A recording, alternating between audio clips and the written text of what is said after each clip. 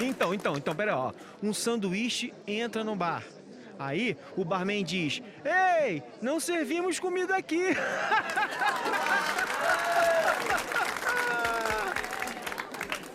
Outra. 2 teóricos da conspiração entram em um bar e... não vai me dizer que isso foi coincidência, né?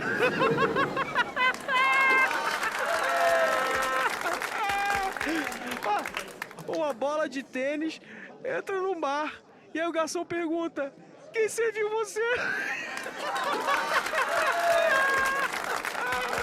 Ó, e a melhor de todas, ó. Um deus entra em um bar e...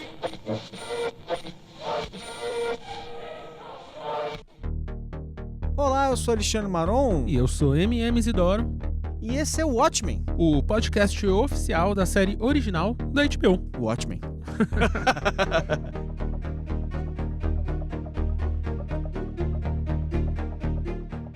Mano! E aí, Maron, como é que você tá? Cara, é o seguinte, eu fiquei muito emocionado. Confesso pra você. Quando eu vi aquela primeira cena, que a gente vai falar em alguns segundos, quando eu vejo aquela primeira cena, quando aquilo começa a acontecer, começou a me dar um arrepio. E eu falei assim, esse episódio vai ser especial. Vai ser especial assim, no sentido de... vai ser algo fora de série. Um segundinho que a gente tem um recado pra você. Olá, você que é fã dos podcasts da HBO, precisamos da sua ajuda. A gente quer fazer um programa cada dia melhor, mas para isso queremos a sua opinião. É bem tranquilo, na verdade, separa aí aqueles 5 minutos que você usaria para atualizar a sua rede social para entrar em pesquisa.hbomv de Maria axvip de paulo.com, ou seja, pesquisa.hbomaxvip.com. Você vai encontrar uma pesquisa sobre os nossos podcasts. A frequência de programas está legal? Os assuntos te interessam? Vocês curtem os apresentadores? Olha lá o que você vai responder sobre essa última pergunta, hein? Brincadeira. Aliás, a pesquisa é anônima, pode responder sem medo. Entra lá, pesquisa.hbomaxvip.com. Aliás, o link está aqui na descrição do programa para facilitar a sua vida. Ajuda a gente a fazer podcasts cada vez melhores. E aproveita também para sugerir que podcast você acha que está faltando. Quem sabe a gente não faz? Então, ó, pesquisa.hbomaxvip.com. Responda e siga acompanhando a gente por aqui. Beijo! Voltamos. Não vimos ainda o 109, né? Como eles fecham a série. Mas esse, pra mim, é meu episódio favorito até agora, viu? É, demais, tipo, acabou o episódio, a gente ficou até em silêncio um tempo, né? É. Porque é de uma delicadeza tudo. Precisão, delicadeza. Exatamente. Sabe o que parece? Parece que foi um episódio feito por um relojoeiro. Olha lá, ou um filho dele, né? Ou então filho de um relojoeiro. É, então, eu tava pensando se tivesse uma palavra pra descrever esse episódio, era exatamente isso, tempo. Era, demais. É um episódio sobre o tempo. E a gente já começa com uma brincadeira, tipo, e tudo é tão especial que até o nome do episódio tem uns 2, 3 sentidos diferentes ali. É. Que é... Então, pra quem nunca ouviu piadas em inglês, a premissa tal, entra num bar, né? Então, walks into a bar. Quase sempre é a dog walks into a bar. Então, é um cachorro entra dentro de um bar, né? Uhum. Aqui eles invertem o dog, né? A palavra dog é o contrário, que é God. Então, já é um primeiro layer. E tem o óbvio layer. E a maronada. O óbvio layer, que é a maronada do episódio, que é a God Walks into a Bar. Então, que é o sobrenome da Angela, que isso já é uma puta sacada. Sabe que é muito legal? O título já tinha sido divulgado, só que as pessoas estavam escrevendo o título do jeito que se escreveria normalmente, né? A God Walks into a Bar, né? Só ali que você se toca realmente da pegadinha, né? Da sacadinha. Porque ali tá escrito do jeito certo, né? No final tá assim, way bar, e você fala assim... E até tem uma coisa muito legal que já começa ali a estabelecer a qualidade divina do Manhattan, porque ele atravessa o título. Exatamente. Então ele entra no meio do título. Então a gente tá em Hanoi, em 2005, e a gente já encontra a Angela. Pelo resto da festa, então quando ele se materializa, né, ali na Terra, ele pega uma máscara dele mesmo. Ele já tá ali, aquela mão azul, pegando a máscara que você já fala, agora vai. Eles deram um susto na gente no episódio anterior. Exatamente. Então, no episódio anterior, a gente sabe que ele tá na Terra, que ele é o Carl. Aqui a gente já começa com esse backstory, né? Com esse flashback, quase. Que é ele chegando, e é no mesmo dia, então no dia do Manhattan Palooza, o dia da vitória, acho, né? Ali deve ser alguma comemoração da independência de Hanoi. Que acabou virando o aniversário da morte dos pais dela. Da morte dos pais da Angela. Então quando ele encontra a Angela tá sozinha e triste no bar, enquanto tem uma galera pintada de Dr. Manhattan em volta dela e tal. Ela tá no Eddie's Bar, que a gente acha que é uma conexão ao Eddie Blake, o comediante, é o pai da Laurie, pra quem... Então, só relembrando, é o pai da Laurie, é o comediante, é o cara que lutou ao lado do Dr. Manhattan lá em Hanoi. Então tem todas essas conexões, eles estão no Eddie Bar, que se você colocar E-Bar, então já tá mais uma conexão aí. Que eles já estão brincando com isso. E aí ele senta lá com ela, e aí a gente começa... Mas é interessante, né? Porque ele vem andando, ele vai diretamente nela. Ele pega 2 cervejas, né? Isso, ele pega a cerveja e vai diretamente nela. Então é uma coisa assim, tipo... Porque o título sugeriria o seguinte, né? Que um deus esbarrou. Porque também se walks into a bar, já que ela era uma pessoa, poderia ser quase como um esbarrão, né? Walks into a bar, tipo assim, ele foi e esbarrou nela. Mas não é bem um esbarrão, né? Porque de novo, e isso é uma coisa bem interessante desses autores, né? Eles fazem flashback, não tem problema. Mas eles... Fora alguns casos bem específicos, eles tentam tornar os flashbacks orgânicos dentro da história. Sim. E aqui, no caso, como esse é um episódio do Dr. Manhattan... Exato. As idas e vindas no tempo são parte da maneira como ele percebe a realidade. E aí faz todo sentido. Então, a gente tá no ponto de vista do Dr. Manhattan até na estrutura do roteiro, né? Isso. Tem um autor que eu gosto muito, que é o Ted Chiang, que ele escreveu um conto chamado A History of You, se não me engano, que é exatamente isso, né? Foi inspiração de um filme indicado ao Oscar. Só que tem muito isso, né? Como é que você percebe o tempo, como é que você conta uma história no presente, só que você tá falando do passado e do futuro ao mesmo tempo. Isso. E aqui a gente vê até que eles usam isso de uma maneira que você começa a linkar todos os pontos. Então a gente vai... ponto a ponto aqui, passando isso. E assim, e é claro que não vamos ignorar o fato de que, obviamente, porque assim, não é uma referência por si só, porque assim, o que eles estão fazendo também eles estão seguindo um pouco da estrutura estabelecida pela minissérie original, porque quando o próprio Dr. Manhattan conta histórias, né, que são flashbacks, ele conta dessa maneira em que o tempo se desmonta um pouco, vai e vem, né? Os vai e vem são normais. Dá pra ver que esse episódio é muito inspirado na cena da criação do Dr. Manhattan, se não me engano, é a edição inteira, né? Que aqui no Brasil saiu, eram 2 edições juntas. Então aqui no Brasil eram 6 edições da HQ, nos Estados Unidos foram 12, mas é a criação do Dr. Manhattan, que foi o que o Veidt mostrou na peça. E aí nessa criação ele tá em Marte contando essa história pra Laurie, que é uma personagem que tá aqui. E nesse mundo de Marte, ele tá criando um castelo de cristal, né? Aí ele vai e volta, conta a história dele, mas ele nunca chega tão no passado igual ele chega aqui com a Angela. Então parece que é uma coisa que ele tem um tipo de chaveco muito específico, que é esse chaveco de vou contar a história. Quebrando o espaço-tempo contínuo, porque eu sou um deus e eu posso fazer isso aí. Então aqui a gente já descobre, então esse episódio, além da gente descobrir o Dr. Manhattan, a própria Angela faz uma pergunta pra ele, que eu gosto muito, que é uma pergunta que eu acho que pra quem gosta dos heróis da DC, né, a gente faz muito isso, que é os deuses do Olimpo, né, os deuses gregos. Então... E ela já faz uma conexão com Zeus, quando ele chega e senta na frente dela, ela pergunta... Ele fala, né? Ela pergunta, eu sou o Dr. Manhattan mesmo, ele tá todo de azul, com a máscara, né, com o terno e tal. A gente nunca vê a cara dele no episódio inteiro, que é incrível. E como várias pessoas naquele bar, naquele momento. Exatamente, então tudo bem, ele tá ali. Aí ela vira pra ele e fala, isso aqui é uma coisa meio Zeus? Então essa coisa meio Zeus, eu acho que é muito bom, porque já coloca ele no lugar do que ele é, né? Ele é um deus que quer pegar uma humana.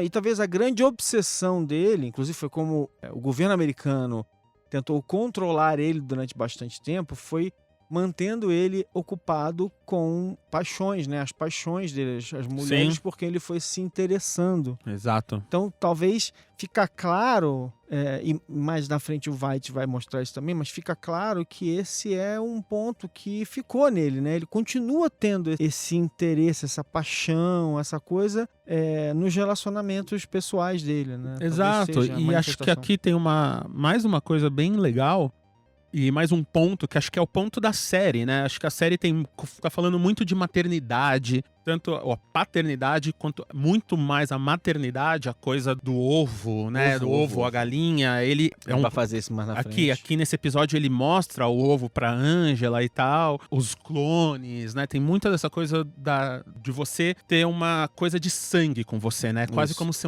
no seu DNA tem alguma coisa. Então é o vô e a neta, a filha e a mãe, tem todas essas conexões. O Lindelof, né, logo após o lançamento do episódio 6, o Lindelof tá lançando episódios de 3 em 3, comentando de 3 em 3. Sim. Então ele fala assim, realmente é algo importante para ele, a temática da passagem de gerações e a temática desse trauma, que eles chamam de trauma genético, mas de que se os teus avós foram traumatizados por algo muito grave, mesmo que não fosse genético, você é afetado por aquilo de uma maneira ou de outra, porque eles perderam alguma coisa importante. O legado de sangue que a Lady recomeçar. True fala pros Clarks, Isso, né? isso. Então isso é muito, muito presente na série, né? E aqui você vê que uma das coisas que marcou o Dr. Manhattan, assim como a Angela, assim como a Laurie, assim como vários dos personagens principais da série, o Rorschach na minissérie oficial, é que ele também perdeu a mãe, né? Então a mãe dele, então a gente descobre que ele tá em 1936, então é o começo do nazismo e tal. O nome dele, tudo, tende a crer que ele é judeu, ele tá num gueto.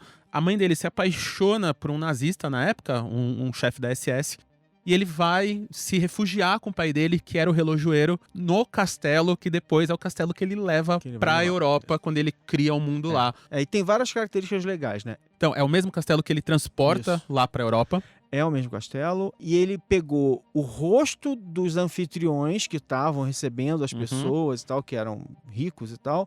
E ele, em vez de fazer o Adão e Eva dele, a imagem dele, ele fez a imagem daquelas pessoas que marcaram a infância dele, né? Phillips e a Crucian, que são os donos da casa, os ricos que estavam recebendo. E que ele vê eles transando naquela cena, que aí é engraçado porque você vê durante a série a Angela e o Calvin sempre transam no armário. No armário, né? E aí você vê que a primeira experiência dele em ver sexo é com o armário. É engraçado como eles vão... Assim, é até um esforço deles, assim, gigantesco, né? De fazer essas conexões e tal. E aqui tem uma fala da dona da casa, né? Que liga com o final da HQ ali, quando o Dr. Manhattan some, quando ele vai embora, que ela dá a Bíblia pra ele e fala, faça o propósito da sua vida de criar algo bonito. E aí, no final da HQ, quando ele some... Mas ela manda ele ler o Gênesis. Então, lê o Gênesis, e aí ela fala, ó, assim como Deus fez isso aqui... Faça do seu propósito isso. E aí, no final da HQ, ele coloca que, tipo, acho que eu vou dar um rolê aí pelo universo, a Terra não tem mais muita coisa pra mim, e eu vou ver se eu crio a minha própria vida. E aí a gente conecta com o próximo passo, que é, ele basicamente vai contar pra ela, basicamente a primeira coisa que ele conta. É a primeira coisa que ele conta. Eu fui criar vida em Europa. E aí, quando ele fala isso, ele já meio que responde 37 perguntas que a gente tinha antes, né? Exatamente. Então, assim, já vai fechando, né, o ciclo de que então foi ele que colocou o Veidt lá de alguma maneira. Foi ele que criou o espaço onde o Veidt tá. Aí mostra aquela cena, aquela sequência linda dele criando a vida no planeta, as crianças, os bebês aparecendo da água, né? Ele gerando a partir dos micro-organismos que estavam na água. Sim. Ele mostrando toda aquela cena de ele montando aquele mundo, paraíso, né? Aquele pequeno paraíso, né? E brincando com todas as referências da vida dele, né? Quer dizer, recolocando ali, mas talvez é engraçado, né? Porque, por difícil que tenha sido, foi um momento em que ele encontrou pessoas que foram boas pra ele, que não foram compreensivas e tal, e ele transforma essas pessoas no Adão e Eva. Exatamente, e aí você entende a obsessão dele por relógio, o relógio do pai, porque o pai dele... ele desmontava e montava relógio pra aguentar ser abandonado pela esposa e tá fugindo de casa e tá cuidando do filho. Então, quando ele volta pra dentro da máquina lá, do acelerador de partículas em 1959, né? Quase sei lá quando ele vira o Dr. Manhattan, você vê que aquele relógio tem uma importância, aqui a gente descobre o porquê. E a gente descobre, em Europa, como pra ele era tudo fácil, né? Como ele era um deus mesmo. Que até tem uma piada que a Angela faz, que ela pergunta, você construiu, foi tipo Deus em 7 dias? Aí ele fala, não, foi 90 segundos. Um homem fazendo... Como é que é? Um homem fazendo vídeo em 90 segundos, né? Só podia ser, né? Então você vê que a Angela, ela tá triste, ela tá mal, só que ela ainda é aquela menininha que tá encarando tudo, que tá, né? Que não leva coisa... Muito esperta. Ela é muito esperta, ela não deixa a peteca cair nunca. E a gente tá com ela ali nessa conversa, mas essa conversa, ao mesmo tempo, ele também, que ele tá vendo o passado, né? Que ele tá falando do passado, ele tá vendo o futuro. Isso. Então, nesse futuro, a gente começa a conectar as peças. Então, a gente conecta o Will, isso, né? Primeiro. Então, a gente começa como que o avô dela tá conectado nisso tudo. Isso aí. E tem algumas coisas que a Piripedia já tinha adiantado pra gente. Então, a Piripedia não, a Piripedia. A Piripedia, isso aí. Então, a Piripedia, pra quem não lembra, lembrando mais uma vez que a Piripedia é mais um site que a HBO traz pra gente com mais informações escritas pelos roteiristas da série e tal. Sim. E é pra quem não lembra da HQ, no final de toda a HQ tinha um pedaço de alguma informação, de algum texto que tava naquele mundo.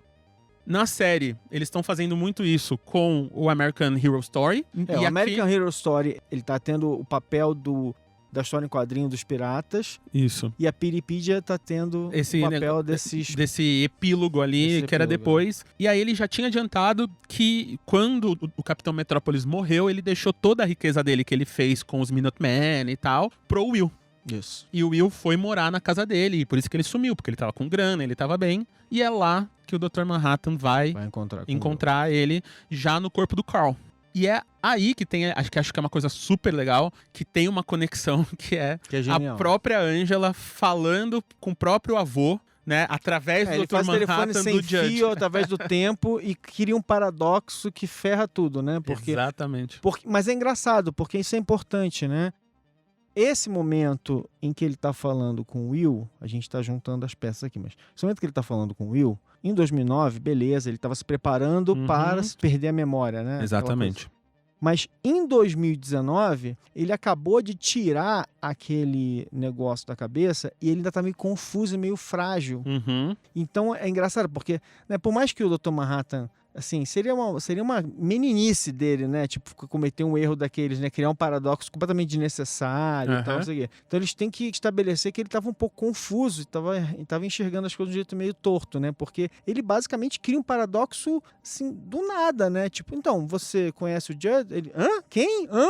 Pronto, acabou. Essas informações vão fazer Então, mas acho que é um paradoxo que o Dr. Manhattan pode estar confuso, mas chuto que Lindelof e companhia estavam muito sãos na hora de criar esse paradoxo. Não, mas é uma delícia, eu adoro esse tipo de coisa, mas é que você precisava criar uma motivação plausível para o Dr. Manhattan cometer um erro daqueles, né? Exato. Isso é uma coisa tão que ele boba. ficou 10 anos com o chipzinho, né? O bloqueador de memórias criado por Adrian Veidt. Bom, e aí a gente volta para essa relação dele com a Angela, né? Porque ele tá na mesa conversando com ela em 2005 e ele tá enxergando 6 meses na frente, 10 anos na frente, né?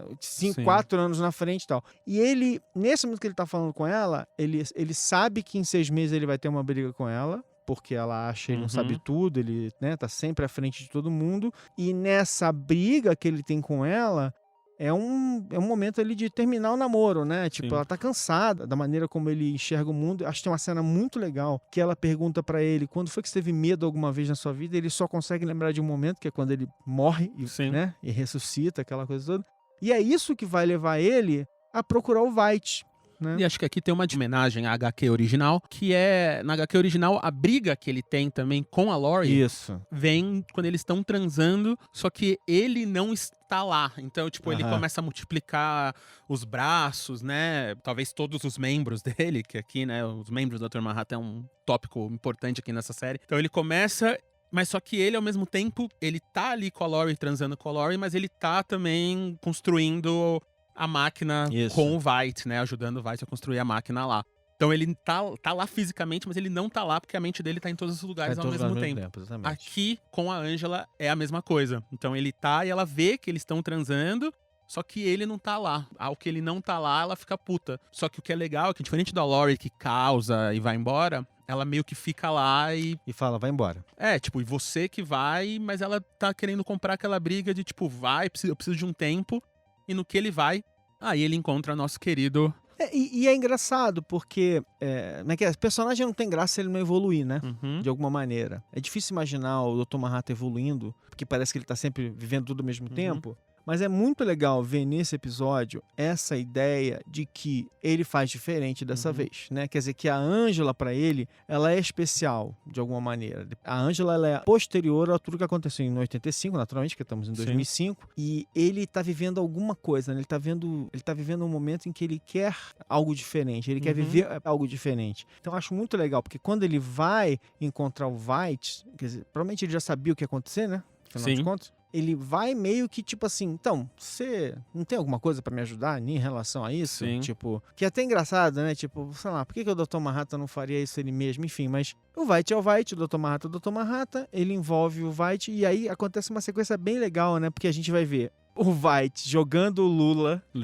Então, o Dr. Manhattan encontra o Veidt em Karnak. Karnak, pra quem não leu o HQ, é o QG, né? É o QG o quartel na Antártida, né? É o quartel-general do Veidt na Antártida, e é onde acontece o final da HQ. Então, o final da HQ, que é o ataque à Lula, a gente não, diferente dos filmes clássicos super-herói que você vê por aí, a gente não tá no meio da ação, a gente tá literalmente no sul, né, no fim do mundo, no QG do Veidt, com todos os nossos heróis ali. Aqui é a mesma coisa, eles vão pra lá, onde o Veidt tá morando sozinho, né, onde o Veidt tá isolado, e ele fica apertando o botão ali pra jogar a Lula randomicamente. E desolado, né? Porque o que aconteceu com ele foi, ele vai, cria um novo mundo. Sim, ele salva o mundo salva o mundo, entre aspas, do apocalipse nuclear, né? Gera a eleição do Robert Redford, que nunca quis falar com ele. E ele tá se sentindo, até porque é um egocêntrico gigantesco, ele se ressente do fato de que as pessoas não reconhecem ele, não reconhecem o poder dele, o que ele fez, porque ele não pode contar a história toda. Sim. Então ele não tem nenhum reconhecimento. É um homem que viveu a vida inteira, né, tipo, do reconhecimento dos feitos que dele. Que é mais um fato pessoa. Aqui, que é o legado e o problema de ser um mascarado, né? Então a gente tá sempre voltando no legado, no ser reconhecido ou não ser reconhecido, de pôr máscara, de até com a cara limpa, como o Veidt. Ele tá com a cara limpa, todo mundo sabe que ele é o Ozymandias. Muitas pessoas da série sabem o que ele fez, só que ele nunca pode ser reconhecido pelo que ele fez, porque se ele for, o plano inteiro vai pelo buraco. E ainda por cima, né, se passaram já 20 anos e ele tá reclamando na hora que o Manhattan chega, ele assim, tipo, putz, esses caras continuam criando bomba, né? Impressionante, tipo assim, que obsessão da humanidade pela destruição, né? Quer dizer, ele conseguiu adiar e tal, mas os humanos, eles vão reiniciando o ciclo aos poucos e vão tentando de novo. E lá está ele jogando Lula na cabeça das pessoas para tentar fazer elas lembrarem que a qualquer momento pode dar. Sim, e aí é nisso que ele fala que o plano A dele sempre foi dar amnésia ao Dr. Manhattan e o plano B era a Lula gigante. Só que ele preferiu ir pela Lula gigante, só que ele guardou o plano A com ele, que ele guardou por 24 anos, né? Ali com ele. O Dr. Manhattan, como você falou, provavelmente já sabia disso aí. E ele aceita, e aí ele dá a opção pro Veidt dele começar uma vida nova. E pra começar essa vida nova na utopia que ele queria, que era o mundo perfeito. Então o Veidt, ele mesmo escolhe ficar preso no paraíso. Então quando ele vai pra Europa, ele é o Dr. Manhattan que manda ele lá pra criação dele, e ele pede quase chorando ali, né? De tipo, me leva pro paraíso, eu preciso ir pra lá.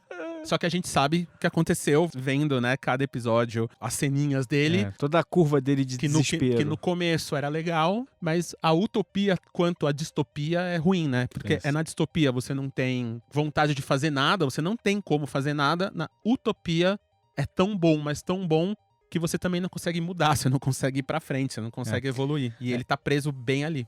E tem uma coisa bem interessante nisso, né, de novo. Quando o Manhattan e o Veidt se encontram, e o Manhattan começa a falar com o Veidt, ele olha assim, tipo assim, vai, John, você tá apaixonado de novo, né? Porque ele sabe que é uma das fraquezas, talvez, do John, é o fato de que ele se apaixona pelas humanas de tempos em tempos. Ele vai escolhendo elas e tal. Sim. Então é interessante, assim, como ele já sabia o que ia acontecer, né? E aí, ó, e foi até engraçado, porque na hora que ele fala isso, me dá uma sensação ruim, porque ele vai e fala o nome dela, né? Fala, ai, cara, por que ele tinha que... Grande merda, né? Falou o primeiro nome dela, mas por que ele tinha que falar o nome dela? Por que ele não deixou ela? E aí eu pensei assim, mas ele é o Dr. Manhattan, vai. Se ele falou o nome dela, porque não tem importância, enfim, tal. Mas você fica assim, falei, cara... O que o Veidt vai fazer com essa informação? Vai ferrar tudo e tal, não sei o quê. Vamos parar um minutinho que o Maron tem uma dica aqui pra gente.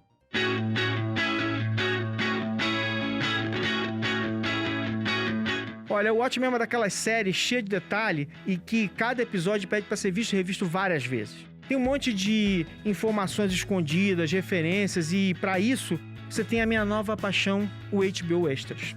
Funciona assim, você baixa o app para o seu celular ou tablet e quando o episódio começa, você aperta um botão no app que sincroniza. A partir daí, o episódio vai rolando na televisão e no seu celular ou tablet vai aparecendo uma série de informações. A música que está tocando, um detalhe que tem na cena, no fundo do cenário. Você nunca mais vai ficar com aquelas dúvidas sobre o que aconteceu no episódio.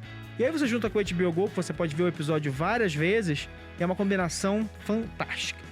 Então, ó, não deixa de baixar na sua App Store preferida. E aí, voltando numa coisa importante pra mim, é a seguinte, como a Angela tá diferente nesse episódio. O rosto dela, embora por tudo, mas ela tá calma diante do Manhattan, né? Porque ela é policial, né? Ela tá com a roupa da polícia de Hanoi, ela tá ali, é o aniversário de morte dos pais dela. Ela tá órfã, ela teve que ter força ali.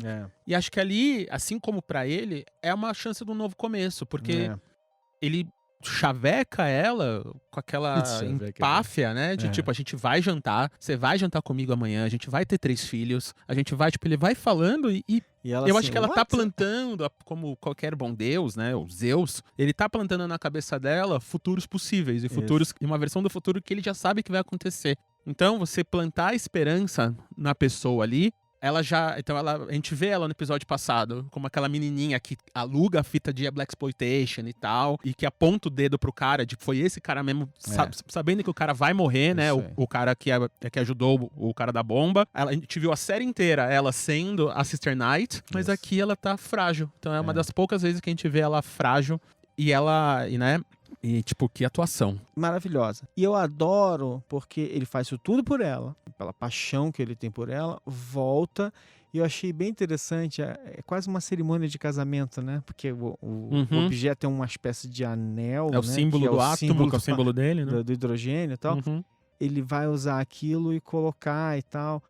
E a cena é interessante, né? É uma cena de sacrifício, né? Se você pensar bem, porque aquele homem que ela conheceu não vai ser a mesma coisa, porque ele vai perder tudo, ele vai esquecer tudo que ele viveu. Isso é uma sensação muito boa. E acho que aqui chega, pra mim, o tema do episódio, que é o que ele pergunta do ovo e da galinha, pra mim aqui é o amor. O que você faria pelo amor? Ou você faria alguma coisa sabendo que você poderia amar? Então ele já sabe que ele vai se apaixonar por ela. E ele sabe que ele se apaixonou no futuro por ela, né? Então a gente vê a cena quando eles estão em casa e tal, e vem. E ela também faz isso. Então, na série inteira, ela finge que ela não sabe que o Dr. Manhattan pode virar humano. Então ela fala isso pra Laurie, ela fala isso pra True.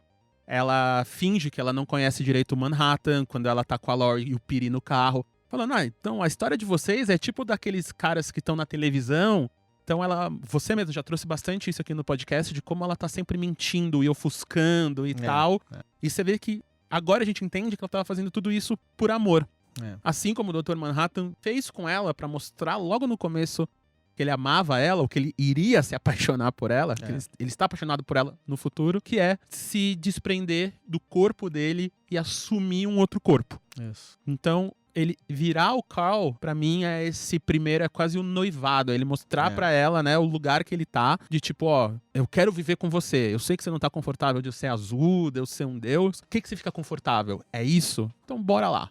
E aí ele compra essa primeira briga, que é assumir a identidade de alguém que tá morto, junto com a sacada dela, que é essa sacada de ir lá no IML e ver os procurar uma corpos. pessoa que tenha documento, tenha história. E que não tenha família Isso. e tal, e ela vê esse Carl e claramente dá pra ver da maneira que ela fala do corpo, que é alguém que ela já teria. Parece, né? Pelo menos nesse episódio, isso não é endereçado mais, mas parece que ela já tinha alguma coisa, que ela já conhecia ele de alguma maneira, ou que ela gostou.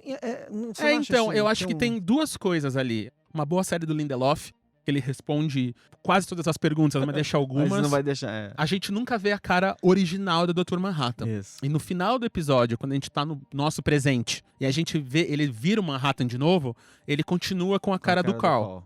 Então, ela pode tanto ter conhecido aquele cara, ter alguma atração por aquele cara que tava morto e pedir pro Manhattan, ou simplesmente era um cara que já parecia o Manhattan dessa versão da história, e a gente tá vendo ele pela primeira vez com a cara dele, sabe? Então ela fala, não, de vez você ser azul, por que você não é esse cara que é parecido com você, que eu acho bonito, só que ele é um ser humano, né?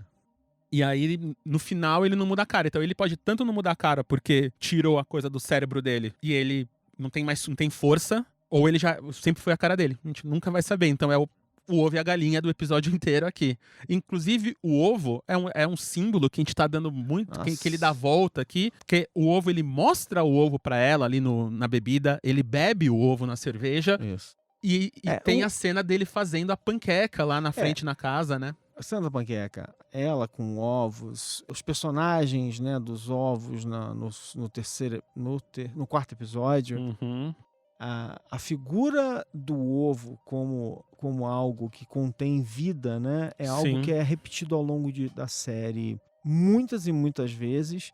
Eles realmente querem esse símbolo rebatido e repetido na nossa cabeça, que é um símbolo sensacional, diga-se de passagem, mas é interessante esse conceito dessa célula, né? E de novo numa série sobre vida, sobre construir vida, sobre legado, sobre passar algo para frente. E você vê que o layout do ovo parece um pouco com o símbolo dele, né? Que é uma coisa circular com um núcleo no meio. Isso. Então tem todas essas conexões. E aí, talvez tenha um plano aí, que a gente não sabe, mas ele tá sempre... Ele fala que precisa dela e que ele vai morrer. Então eles vão passar 10 anos juntos. Ele fala de uma maneira muito finita, né? A gente vai passar 10 anos juntos. Eu não vou lembrar de grande parte disso, quando ele tá na mesa, lá em Hanoi, ele tá falando isso. A gente vai ter 3 filhos que não vão ser nossos. Ele fala com o Will, fala com o Veidt, manda o Veidt embora, faz tudo isso. Só que aí a gente chega ao porquê que ele não lembra. Ele tava com o chip lá, né? O devicezinho, o gadgetzinho do Veidt. Só que aqui é o ataque da 7ª Cavalaria. Então, no último episódio, a Angela nem quis saber, nem deu bola pra Tru. Isso. Porque a Tru claramente sabia quem era o Manhattan ali. Muito provavelmente ela sabia, porque o Will falou pra ela, porque ela tem um conchavo com o Will. Isso. E o Manhattan encontrou o Will. Isso aí. Né? Tipo, o Manhattan falou com o Will tudo aquilo que ele tinha que falar. E aqui eles estão cercados pela 7ª Cavalaria. E mesmo o Deus falando pra Angela, cara, não tem nada que você pode fazer. Essa é a hora que eu morro. Essa é a hora que ela aperta o botãozinho e fala, não. Não vou aceitar isso. Porque ela nunca... Não pode ser. Pode ser. É quase um rolê de, tipo, eu não vou perder mais uma pessoa que eu amo, sabe? Eu já perdi meus pais, já perdi minha avó, meu avô. Tô com esses filhos aqui que nem são meus, quase perdi eles também, então eu preciso mandar eles embora. E aí, os filhos dela, ele consegue proteger, ele manda os filhos pro cinema, onde começou tudo, pra ficar com o Will. E na hora que ela tá pegando a arma, é a hora que ele vira pra ela e fala... Foi aqui que eu me apaixonei por você. Exato. Foi nesse momento. Isso é uma coisa muito forte, essa ideia de que você sabe o final... Né? E acho, de novo, esse episódio é super romântico, né? Você sabe o final. Aquela ideia de que, cara, vai durar só 10 anos. Aspas, né? Só 10 anos. E ela meio questionar assim, pô, mas a gente sabe que vai acabar, né? Que você vai morrer, sei lá. Pra que fazer isso, né? E aí ele dá aquela resposta legal não, mas não sempre acaba em tragédia. Todo relacionamento acaba em tragédia de um jeito ou de outro, né? Seja perdendo a pessoa porque ela foi embora, ou seja perdendo a pessoa porque ela morreu, enfim. E é uma coisa muito forte, né? Porque você deixaria de viver uma experiência maravilhosa na sua vida por causa disso? E acho que isso é uma questão... E acho que a questão que ele traz, a Bíblia aqui, que ele traz de volta, né? Aqui falando quando os donos da mansão mostram isso e tal, que é sempre o problema de salvadores, né? De Deus. Então, quando é Jesus, Buda, muitos deles têm um timer, tem um TikTok ali, um relógio deles que é, você veio aqui pra morrer, você veio aqui pra se doar, você veio aqui pra salvar o mundo, mas você tem que deixar isso aqui pra trás e tem X tempo pra você fazer isso. Que é a jornada do herói, que tipo, você tem que resolver isso em X tempo. Então aqui, ele sabe que vai morrer, ele sabe que precisa da Angela, ele sabe que tem que ser em Tulsa, então tem muitas conexões que ele tá fazendo ali, e sempre nesse reloginho, de tipo, a gente tá vendo no relógio da série, que é X tempo ali daquela história, só que pra ele tá tipo tá enxergando tudo. Tá enxergando tudo. E aí, quando a 7ª Cavalaria chega na casa deles e a Angela começa a chutar bundas de novo. E a Angela começa a ser a Angela. Então, tipo, ela coloca a roupinha dela de ginástica ali, nem tem tempo de virar a Sister Knight, já sai atirando em todo mundo. E nesse atirar em todo mundo, ele fica pra trás, então ela tentando salvar Deus, até que ele vê que não tem chance que aquela hora, e aí ele aparece usando os poderes que a gente só viu naquele comecinho do episódio passado, né? Ele usando no Vietnã, explodindo, que ele começa a explodir literalmente as cabeças na tela, igual o episódio inteiro explodiu as nossas cabeças, eu diria. Isso aí. Da galera da 7ª Cavalaria. Só que quando a gente acha que tá todo mundo morto, que acabou, ainda ele sabe que é ali que ele vai morrer, então alguma coisa vai acontecer e tem aquele canhão de energia acontecendo e ele é sequestrado energeticamente, né?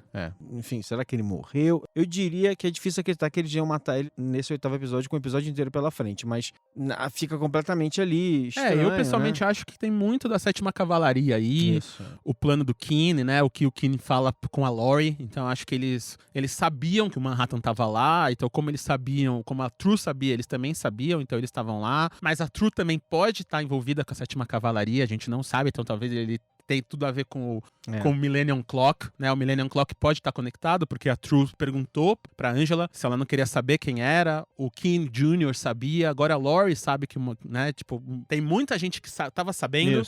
Agora a gente tem que conectar, então a gente tem que saber pra onde foi o Manhattan, o que o Keane e a True têm a ver com isso. E pra mim, o fim do episódio, mas assim, antes de fechar com as teorias de como vai fechar a série inteira, eu acho lindo fechar o episódio com tudo isso, mas com a Angela simplesmente aceitando jantar com Manhattan uma simplicidade, no dia seguinte, assim. né? Então... Corta pra ela e ela falando, é muito legal, né? Eu vou dar uma chance pra esse negócio aqui, pra essa coisa louca que você tá me propondo aí, que você tá me dizendo que vai dar tudo errado, mas eu vou. É lindo, esse episódio eu achei ele lindo, eu sou um romântico, né? Achei ele lindo, fiquei emocionado, fiquei com lágrima nos olhos, eu sou uma manteiga derretida. E fiquei... e outra coisa legal, né? Que nesse episódio dá a entender, né? Quer dizer, explica-se mais ou menos, ou pelo menos a gente subentende, como foi que ela foi salva, né? Naquele dia do ataque, né? Exato. Porque ele era o Dr. Manhattan, ele tava ali. O Veidt fala que ele, em casos de extrema emoção, né? Ou ameaça e tal, ele poderia ter uma recaída e tal. Mas até isso é legal, assim, tipo, você vê que pra ele aquilo era tão forte que ele foi capaz de fazer algo, ele não lembra de novo, ele foi capaz de salvar ela de alguma maneira. Então, assim, temos aqui... E a gente tem essa questão do Judd, né? Porque se o Judd sobreviveu, o Judd é a 7ª Cavalaria, é Cyclops, aí... tá resolvido, né? Se só ele e a Angela sobreviveram... Então você tem algum, né? E a Mrs. Crawford no episódio anterior capturando a Laurie, assim, aí esse cara é um safado mesmo. E a Miss Crawford mesmo fala, né, que o plano inicialmente era o Keane virar presidente e tal, só que agora o plano mudou, né? Então se o plano mudou, por que mudou? O que eles descobriram? O que eles estão querendo fazer? Então a gente tem aqui uma história de amor daquelas assim, tipo, arrebatadoras. Não, cara, eu juro, assim, eu não consigo imaginar qual vai ser o truque que o Lindelof vai tirar da manga no episódio que vem. Eu tô aqui desesperado. E aqui, pra quem cortou antes a série, acabou o episódio, já mudou de canal, já veio ouvir a gente aqui no podcast, esse, se não me engano, é o único episódio que tem uma cena pós-crédito, que é a cena do Veidt. Esse é um episódio que, se você não assistiu, corre lá pro HBO Go agora, assiste, mas é uma cena até que longa pra uma cena pós-crédito, que a gente descobre que o Veidt tá preso, então ele teve o julgamento dele no episódio passado, né, que o Game Warden mostrou, condenou ele à prisão e com todos os Crookshanks e Phillips ali julgando ele, os Pox, aquela cena biruta, ele tá preso. E aí o Game Warden entra com um bolo. Então é o bolo de aniversário de prisão dele, mais um bolo ali. E ele olha pro Game Warden e o Game Warden revela a identidade dele, que na verdade ele é Phillips original. Então, tipo, ele tava... Phillips Adão. Exatamente. Então, que ele viu como Manhattan criou tudo, porque... Ele pergunta, você tá sentindo falta do seu papai azul, sabe? Nesse lugar assim, o cara, não fala dele assim. Tipo, eu tô esperando ele, porque ele, sabe, há de voltar, como a gente tá esperando... Ele há de voltar. Como a gente tá esperando Jesus e Deus, ele fala, eu vi com esses olhos, quando ele colocou ar nos meus pulmões, quando ele... Então é muito Gênesis mesmo, assim. Só que o que ele não esperava é que, da mesma maneira que o Veidt já falou que os clones foram feitos pra servir, mesmo eles julgando contra, quando eles mandam o bolo, dentro do bolo tem uma ferradura. Então aquela ferradura que ele ficou puto no segundo episódio, se não me engano, quando ele pega pra, de vez de dar uma faca, ele dá a ferradura, aquela ferradura tá no meio do bolo, ela foi assada no meio, e aí ele empurra a cama e começa a cavar. Então ele tem algum plano ali agora com a ferradura. A gente descobre que o Game Warden tá lá desde sempre, então ele é o protetor do Jardim do Éden, basicamente. Então, de ser o Game Warden, ele é o protetor daquele espaço, porque ele foi criado junto com o espaço, então ele é o espaço é ele, e os dois estão esperando o Manhattan voltar pra tirar eles dali, pra salvar. Então você já tem a sacada, e aí agora a gente tá com todos os peões se mexendo. Colocados pro episódio último final. Episódio, já último, né? 9º episódio passou voando. Nossa, inacreditável. Inacreditável, então a gente tem tanta coisa acontecendo, né? Nós éramos 2 meninos juvenis 9 semanas atrás. E agora estamos aqui querendo criar a utopia e o paraíso, né? ou só daquele passeiozinho ali. Pois é. Então a gente tem agora tanta questão pra responder nesse último episódio, né? O que a Lady True tem a ver com tudo? Ela tem a ver com Veidt, porque ela comprou a Veidt Industries, porque ela tá construindo a Millennium Clock, ela tem alguma coisa a ver com a 7ª Cavalaria. Então a gente achava que os clones eram dela, que estavam lá a gente viu que é na Europa, mas é do Manhattan. Então ela tem a ver com Manhattan também. A gente tem a Angela, né? Afinal de contas, eu acho que esse episódio foi bem revelador sobre a Angela, né? Mas assim, talvez a gente sabe o que é a Angela melhor agora, difícil saber o que ela vai fazer a cada passo da história. Mas ela é uma pessoa movida por esse amor pelas pessoas que ela ama. Então, pelos filhos e pelo Manhattan, eu acho que ela vai longe. Não, vai longe. E o quanto ela sabia do que o Manhattan estava fazendo e tal. A gente tem também o Will, qual o papel do Will, né? Porque ele encontra o Manhattan, ele não sabia do Judd, então o Manhattan fala pra ele do Judd, aí depois ele tá em conchavo com a True, ele era só um velhinho que tava de boa em Nova York na casa do ex-amante dele. Então, tipo, o que tá acontecendo ali, ele pode achar, ele ainda quer acabar com o Cyclops, por isso que ele matou o Judd, né? Tem todas essas questões. Qual é o acordo, né, afinal, né? O Keen, a gente já sabe que ele quer ficar azul, mas a gente não sabe exatamente depois o que ele quer fazer, né? Exatamente. E depois? Então, tipo, ele quer colocar o balanço de volta, né? Acabar com mas ele poderio. É Cyclops, a gente sabe que ele é Cyclops, então, a gente sabe, mas a gente não sabe direito o que eles querem fazer. Né? Exato. A gente tem a Laurie que tá presa, então se ela vai sair, se ela não vai. Como é que ela vai fazer pra escapar? O que vai acontecer? Mas claramente, temos aqui uma situação em que ela tá ali pra servir de alguma maneira, na barganha ali com o Dr. Manhattan, né? De alguma forma. Né? Porque eles acreditam que de alguma maneira ela pode ser útil. O próprio Keen, que era Cyclops, convence ela a estar ali, né, incluso naquele momento, então ele sabia que o plano de capturar o Manhattan ia acontecer, e ela como ex-amante do Manhattan, a gente viu que ela ainda tem uma devoção com ele, desde o vibrador que ela usa até ela falando na cabininha lá na cabininha do Manhattan, ela tem ainda uma fascinação, e aí o Veidt. E o Veidt, o que vai acontecer? As peças pra juntar agora, né? Ele vai morrer, não vai morrer? Ele vai morrer, se ele vai sair, se ele vai voltar pra Terra em algum momento. Se a gente viu 10 anos ali, né? 9 anos dele preso, o que vai acontecer? E aí... Então a gente tem um último episódio aí, literalmente matador, segundo o Dr. Manhattan. Porque se ele não morreu nesse... Segundo o que ele viu, ele tem que morrer no próximo. E Deus está morto. E o que é morrer pro Dr. Manhattan? Né? E o que, né? Kant, né? Deus está morto. Isso aí. E a gente volta semana que vem, aonde você ouve podcasts. A conclusão final. A conclusão. O final da história. Exato. Então, o início de uma história maior. O que será? O que será, meu? Nossa. O que será que será? Tô louco. É isso aí, gente. Então a gente se vê semana que vem. Semana que vem. Para o final dessa primeira temporada. Espero, né? Primeira temporada de Watchmen, na série original da HBO. Obrigado, Lindelof. Valeu, hein? Beijão.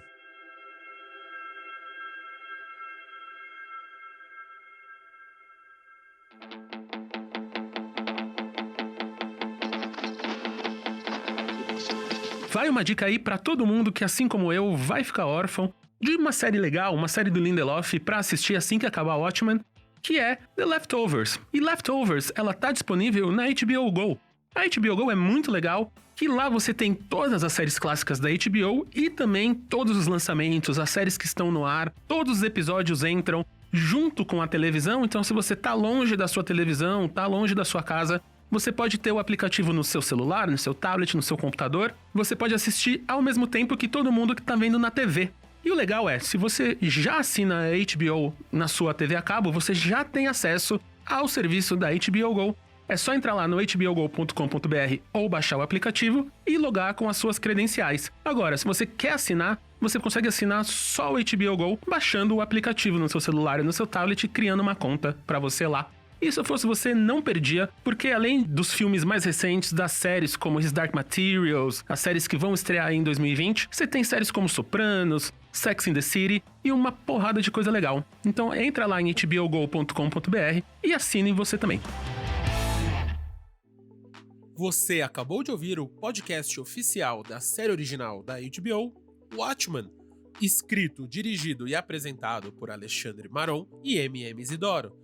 Produzido por Guilherme Pinheiro, editado por Jéssica Correia e é uma produção da Ampere da HBO. Ampere.